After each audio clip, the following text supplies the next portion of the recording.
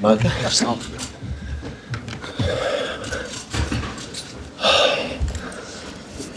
afternoon, guys. Hope you're well. Same process as ever. Mike's on either side. You can raise your hand to let us know you'd like to ask a question. To as many people as we can. We'll set an embargo for partway through for 10:30 this evening. Start with Stuart, please. PLP. Hi, Pep. Can I just start with some team news, whether Erling Haaland's ready to play? And if you have any other injuries as well for this game? No. Jack had been sick. Hopefully today he's back. Erling is out and John is out. Yeah, I think it's everything. Newcastle have had quite a difficult month or two, but they do have an outstanding home record. How difficult do you see this game, this fixture? Always have been, especially since Eddie Howe took over and the last years. So I never could see much results, good ones or bad ones, to analyze an opponent. Opponent is there. It's his 650th game as a manager. He's only 46. Do you quite admire him as a manager and the job that he's done? Yeah, we have been faced many times. We was in Bournemouth and now in Newcastle. So, yeah, good history together. To Andy, please. Hi, Pep.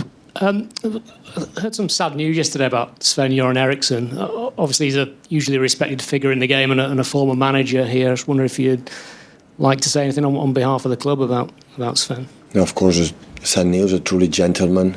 So I've been here in the national team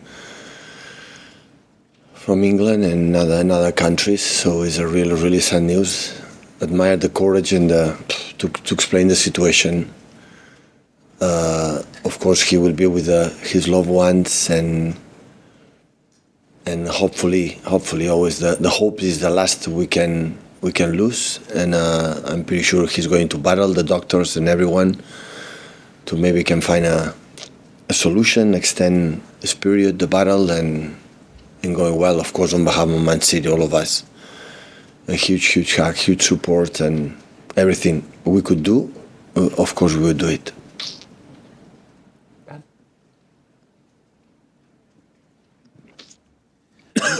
Pep, obviously Kevin De Bruyne has been back, made a playing return in the Huddersfield game, obviously coming off the bench. He says doesn't feel like he's going to be starting too many games in the near future as he gets his fitness back. I mean, I know you said after that game it's about training, but is he in a position to start this weekend, do you think? Yeah. And do you have any reservations at all, given the fact of the nature of the injury and throwing him in from the start? I feel really, what I see yesterday, I feel really good, dynamic, and the minutes he played was really, really good, better than the training sessions before the Huddersfield game. Like, it was a little bit not in what he is, but it's normal when you come for the long injury you have. It was 5 months. I thought it was 3, but it was 5. It was a little bit up and lows in the training sessions, in the recoveries, and so on. So this is completely normal. But the important is getting better. Now we have a game. After we have a few days off, he will train a little bit, and after we go all together with the good weather condition to make 4 or 5 training sessions in Abu Dhabi, and that will help to be better for the next games next month. Still, obviously, plenty of speculation about Kalvin Phillips and where his future might lie. Has there been any movement? Have you had any inquiries on his future? No. He's still player of us, our player. And just finally, can I ask you about Newcastle? Because Eddie Howe today has been complaining that he's not able to sign anyone in January. The owners have all the money in the world, but he can't spend it. And I just wondered if you had any sympathy with him. No, I don't have any comments.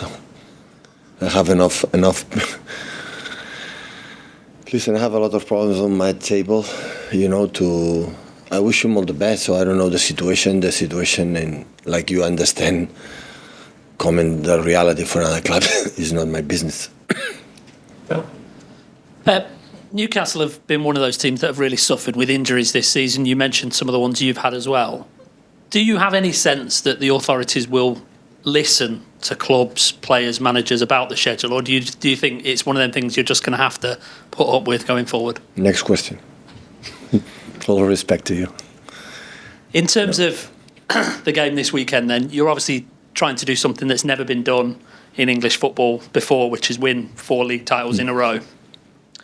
Manchester United did get close to it once when they finished second to Chelsea. Is it possible? Do you believe it's possible? Right now, yeah. How many points left?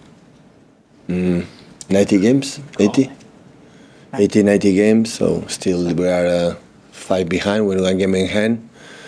So possible mathematically it is difficult, obviously. Otherwise, Sir Alex Ferguson period or Arsene Wenger or with Jose Mourinho or the big clubs and teams that make a legacy, a dynasty in terms of results, and for a long, long time, like it's quite similar to what we have done.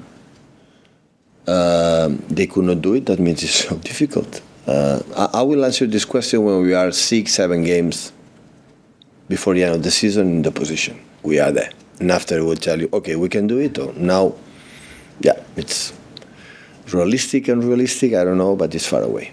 Considering what you've been through with obviously the high of winning everything last year, having to go again this year, having to go away to the Club World Cup, how pleased are you with where you sit right now, that you are right in the mix, considering everything that you've had to deal with? You cannot imagine. In fact, I was not scared, but I don't know what's going to happen after winning the treble.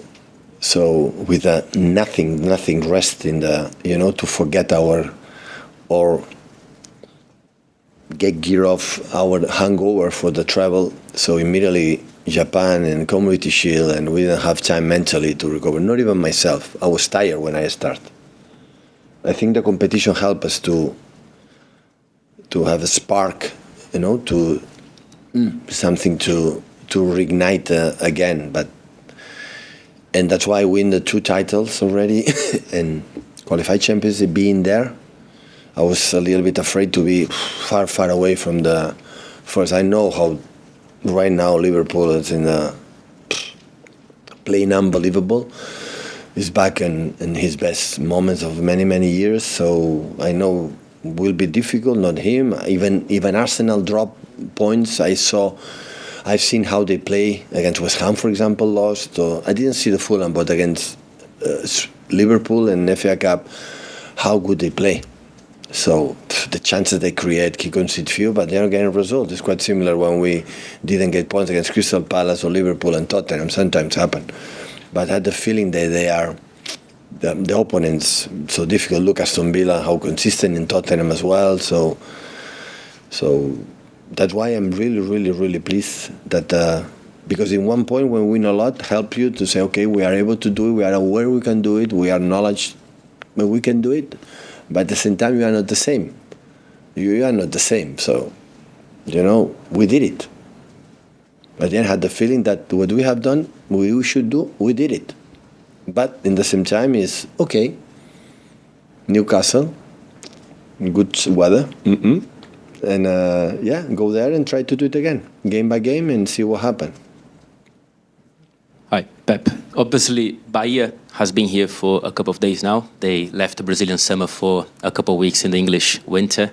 We saw the nice pictures of you, the both squads together yesterday. How has it been, this interaction? How has it been to host them here? Yeah, it was nice. It's part of our, city football group, and the club is a little focused to help, in the way they can.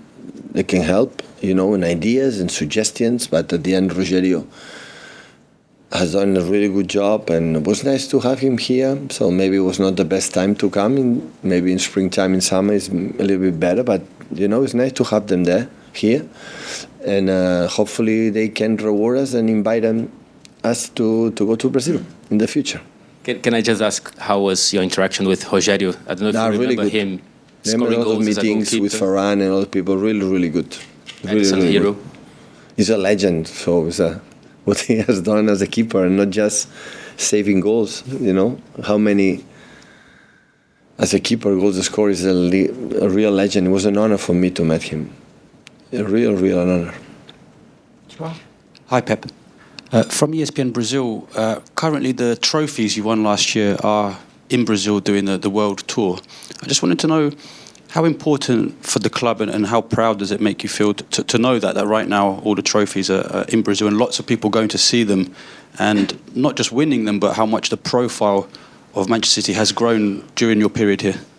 Well, it's not just about the trophies. Of course, today the brand is a worldwide, not just City. We are not worldwide brand in the last 20, 30, 40 years. It was more UK brand, and now all the clubs try to get supporters and people follow us for have a better sponsors, and in the best ways show in other countries around the world, have been in India, in Asia, and everywhere. It's just to adjust what we are, what we have done, and hopefully the people is happy, can follow us more and support us. So at the end, we don't have the support as many as other clubs, for the old people on 40, 50, 60, but maybe that helps for the young boys, for the 6, 7, 8, 9, 10, for the way we play, and maybe, of course, for we won, so they support us. And when you can get this support for the early ages, that remains for the rest of life. When you support one team when you are a boy, always will be there. It's impossible to change. You change many things in your life, but support one team is always will be there. And maybe they don't realize, but maybe in 10 years or 20 years, we'll see a lot of City fans what this decade we have done here. So it's part of the process to try to grow up as a club. The embargo for 10:30 this evening. Start with Martin down here, please. Al.